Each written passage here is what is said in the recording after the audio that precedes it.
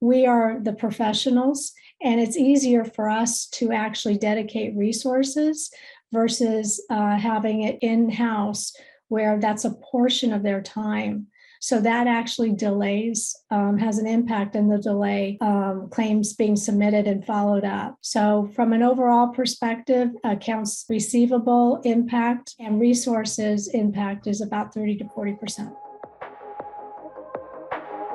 Welcome to the Beauty Talk podcast, where we feature how the best medical practitioners help their patients to look better, younger, and healthier. Now enjoy the show, and here's your host. Daniel Gao here. I'm the host of Beauty Talk, where we feature the top medical practitioners in health and beauty, both inside and out. This episode is brought to you by Edna Digital Marketing. Now, I actually have a special guest here today, and she actually helps practitioners improve the bottom line in their practice. I have Cathryn Nebel here of Freedom Revenue Solutions. Her and her team enables physicians peace of mind and the ability to focus on patient care, while her medical billing service takes their practice to the next level. Her certified team has 30 years in managing medical billing and revenue cycle management through a systematic approach in workflow management and process improvement techniques, coupled with their passion to help small medical practices and clinics improve their workflow strategies. So welcome, Cathryn. Glad to have you here. Thank you, Daniel. Appreciate being here.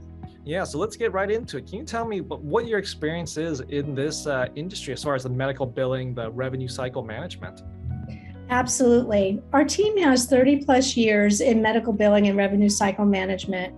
And our goal is to help improve the workflow management inside the practice. Okay, now when you say the workflow management, I'm sure that there's some physicians that may not know exactly what that means. So could you kind of give the easy understanding of what that is? Absolutely. So from the time that the patient schedules their encounter to the time that the bill goes to claims, we help identify specific areas within the workflow. We call that the workflow, front office and back office workflow, to help the practice understand where they might be having issues within their revenue stream. Okay, so basically you're helping them get their money faster. Exactly. Okay, perfect. So could you explain a little bit more about what specific services that you offer as part of the service? Our core service is medical billing for small and medium practices. We also offer credentialing, accounts receivable management, and EHR and practice management evaluation in case the practice may need to upgrade their current systems. Our goal is to, again, improve their workflow, so we identify the specific areas within the practice that may need our services. Got it. Now, I'm sure that all of these services that you mentioned, there must be some process that you have to help walk them through that. So could you kind of talk a little bit more about the proprietary process that you have that makes your services and your system much better than all the other ones out there? We manage through exception reporting from a process perspective from a claim evaluation. So every day we identify what critical areas of the claims are not processing, and we identify process improvements. We trend those over the months, and we identify process improvements within their practice to go back to, so that the claims come back clean, what we call clean claims, first and right, and pay out the first time. Okay. Now, I'm sure that you get some practices that you get in there and maybe they thought that they were doing a great job with collection, but in reality, it's a really tough process, or they may not have been doing it exactly the right way. So how much of your service do you need to customize? And of those, how do you customize it to really fit their practice and their specific needs? That's a great question. So when we first engage with a doctor in a practice, we go in and identify what we call a practice analysis. We ask a series of questions that help us bring out what's working well within the practice and what may need some focus. That helps us evaluate potential services to offer and areas of improvement. And we actually provide what we call a practice analysis revenue report of what opportunity, how the services can be improved and what impact that'll have to the bottom line. Okay. Now, I'm sure that this process can be a bit complicated, especially when the practice is trying to do it themselves, and I'm sure you make it a lot easier when you come in. But how do you ensure that accuracy and transparency in that billing process for them? We partner up with the top EHR and practice management software companies, and we offer cloud-based solutions that enable not only us as a billing company to have the latest workflow technologies, as well as enable the practices to access as well. So from a transparency perspective, we offer both sides of the equation so that the practice knows what's going on. Okay, got it. Now, I know that when I talk to a lot of practices, the HIPAA is always one big thing in their mind, and the confidentiality, the security. I know that even some systems they can't even use because they could fall out of compliance of HIPAA. So in your processes, how do you make sure that they stay in that compliance, their patient information is kept confidential, secure, and they're basically falling within that within regulation? A great question, and a very sensitive question these days, actually. From a HIPAA compliance, our system we use internally is HIPAA compliant. And is certified HIPAA compliant. And plus, I believe in making sure that all information in our team is understands what HIPAA compliance means. So they go through an extensive training that's certified, so they're all certified from a HIPAA compliance perspective. Okay, that's good to know. I'm sure that puts the practitioners at mind at ease that all their patients' information is kept secure and that they're staying in compliance with HIPAA. Now, I'm sure that there's a lot that goes into this entire process. So how do you keep your clients updated and informed on what's happening with their performance when you're helping them to collect billings faster, improving the revenue cycles? How do you keep them updated on that? All of our software options we offer and engage with, whether it's their current EHR system or our system, we evaluate the revenue and the accounts receivable on a monthly basis. So that's our way of keeping them up to date. We don't let issues lag. And we are very upfront in regards to letting them know that there are specific issues that we're dealing with. And so we review the data, we have a two-way conversation, which is very, very important for open communication, so they know what's going on in their business. Okay, great. Now, this one thing I'm curious about when it comes to what you do for practices, since you're a bit more on the, I guess you can call it the technical, the financial end, but also within the medical side. So I'm sure that there's a lot of new changes, whether it's legal, whether it's technical. So how does your company really stay ahead of those trends, both on the technology side, also the financial side, and also the medical side in this entire process? Great question. A lot changes annually and quarterly on the regulations. We are members of the AAPC, HBMA, and the MIRMA associations. These associations actually provide us the necessary education to keep up with our certification and the industry changes. And we take those changes and make sure that we engage with our providers and teach them as well as these changes are happening in the industry. Okay. Now, I'm sure that there's a lot of technology and tools that go into this as well, keeping track of it and also utilizing it for your clients, for these practices. Could you give some examples of what some of those technologies and those tools are? Absolutely. We use cloud-based systems that interact with the clearinghouses and the insurance payer applications. Many of these applications have integrated with some of the new AI technology to improve processing outcomes, to enable the practice to get paid faster. Okay. Now, I'm sure that you've gotten some practices that maybe they understand the concept of getting their money faster, but I guess how do you handle this process, which I think in the minds of a lot of physicians can be overwhelming. They're not sure how it is. How do you make sure that they have that good experience, or that even their patients have a good experience with this as well? I'm going to take an example from a patient outcome or a patient experience. Many of us from a patient experience have experienced our statements and not understanding them.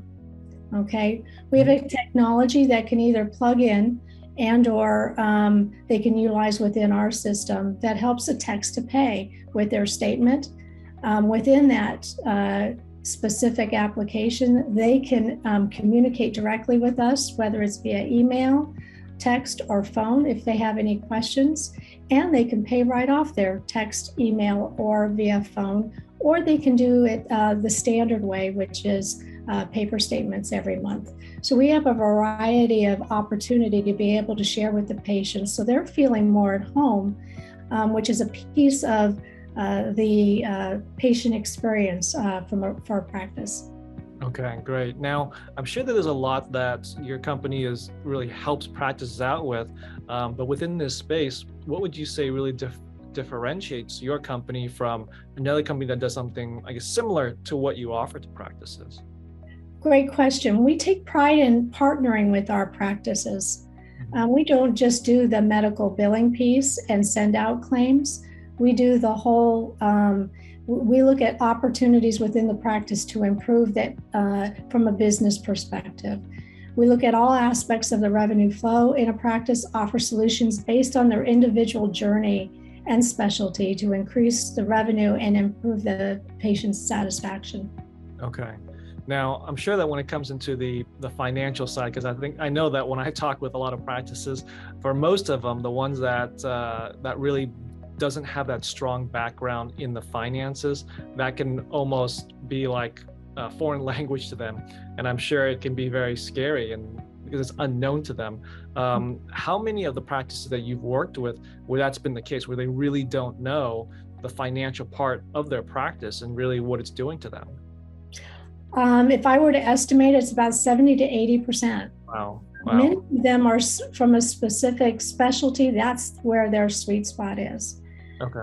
From a business ins and outs, that's where they don't have, whether it's the skill sets in-house or themselves the skill sets, because their education is focused on making sure that they're good at their specialty. So that's what I've experienced, and that's where we can help. Yeah, okay, because that's something that when I talk to a lot of doctors, or I guess I've seen, they may not have admitted this, but just like you said, when they go to school, they learn that specialty. They don't learn business. They don't learn how to do their finances. They don't learn how to put together a business plan or how to do the marketing or the sales or any of that. It's just, this is how you do this procedure. So I'm sure that, 70, 80%, I think that's a huge number, but within the market. But I guess the main point bringing this up is that practices who may think that, I don't know how this financial thing works. Am I the only one like this, or are there other practices out there like that? But from what you're saying, they're not alone. So they shouldn't be worried about having this problem because a lot of people have it, right? Exactly. And it's not unusual, and I appreciate that. That's where we can help out is, again, we partner with the practice to help them make sure that their whole practice is healthy. Okay. Now, I'm sure you must have a lot of stories of practices that they were maybe in a very messy situation. And then when you came in, you were able to help them do this, and this, and this. And then from there, it completely turned around their practice. Do you have maybe a story or two, an example or two that you wouldn't mind sharing, like one of your clients that you helped, like where they started off, what that process was when you came in, and by the end of it, where they were? Absolutely. So we have a couple of practices that are new in their journey. Over the last couple of years, they've gone out of from being in the hospital system, and they've peeled off into their own private practice. We help them credential, as well as get set up, as well as make sure that we get the claims processing correctly. So we've offered them a variety of services. And so from where they're at now, claims are being processed on time. Their accounts receivable is gone anywhere from having a larger accounts receivable to now in line with less than the 60-day goals. And so now they have a healthy practice. Okay, great. Now, I'm sure that there's a lot of practices out there where when you talk about the financials, they have no idea, like even where to estimate what something like this can help them with. What have you seen out there as far as a practice that where their financials, their billing, their revenue cycles are not in that ideal position? compared to a practice that is. What, if you had to kind of quantify it, what would you say is the biggest difference between the two, either from revenue perspective, or they're able to collect their cash faster by X amount of days, or I guess what's the most or the biggest impact numbers that you've seen, so that a physician, a practitioner who's looking at this can be like, oh, maybe I don't need this, but if they know that, oh, this could improve this by 30%, this by 40%, at that point it becomes a no-brainer. Oh, I absolutely need this. Do you have any numbers that you'd be able to share along those lines? We average anywhere from 30 to 40% of, and that's helping with specific on the collection side. Okay. Oh, wow. So like 40% more? Yes. So if the collections are now in line and they're flowing, that increases obviously the revenue impact immediately. The secondary conversation, and it's a great question, is the resources needed within the practice. Mm-hmm. So outsourcing your activity, although there's some hesitation sometimes to keep it in-house versus outsource. We are the professionals, and it's easier for us to actually dedicate resources versus having it in-house, where that's a portion of their time. So that actually delays, has an impact in the delay of claims being submitted and followed up. So from an overall perspective, accounts receivable impact and resources impact is about 30 to 40%. Wow, 30 to 40%, that's massive. That's a huge amount. Yes. Wow. So what would you say then for which practices really would be the best fit to take the most advantage of the services that you offer? Private practices, any specialty we actually deal with. We have some specialties that we have dedicated resources for because our clientele is a little bit higher. And it's small to medium. So from a practice from one provider all the way up to 20. Okay. Anything over 20 is probably has a billing department already. And so our niche is from 1 to 20 providers within a practice. Okay. So you're almost acting like a fractional CFO, but on the billing side, right? Exactly. Okay, exactly. Great. Way of putting. Okay, so I guess with the fractional CFO, for physicians who don't know what that means, basically like they're bringing in someone like yourself who's an expert that knows their craft extremely well, that basically goes in, they do the work that's necessary for the practice without having to hire someone full-time for a lot of money, right? That's correct. Mm-hmm. Okay, got it. So yeah, so I mean, it seems like almost a no-brainer for practices that are in this specific scenario. I mean, 30 to 40% impact on their finances, bottom line. Yes. I mean, who wouldn't look at that and be like, oh wow, I definitely need to do this. I agree. Okay, great. So I do have one last question for you, Cathryn. Before I ask that, I want to point people to your website, which is www.freedomrevenuesolutions.com.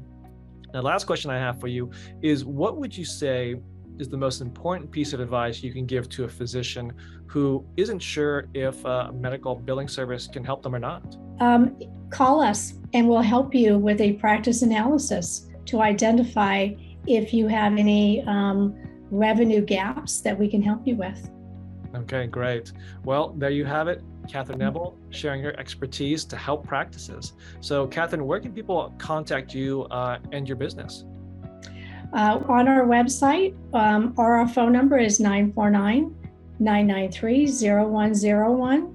And we have a general email at contactus@freedomrevenue.team. Okay, perfect. Well, great. Thanks for being on the show, Cathryn, and sharing your message with the world. Thanks for listening to the Beauty Talk podcast. Any questions, please contact the practice directly with the contact information provided during the show. We'll see you again next time. Bye for now.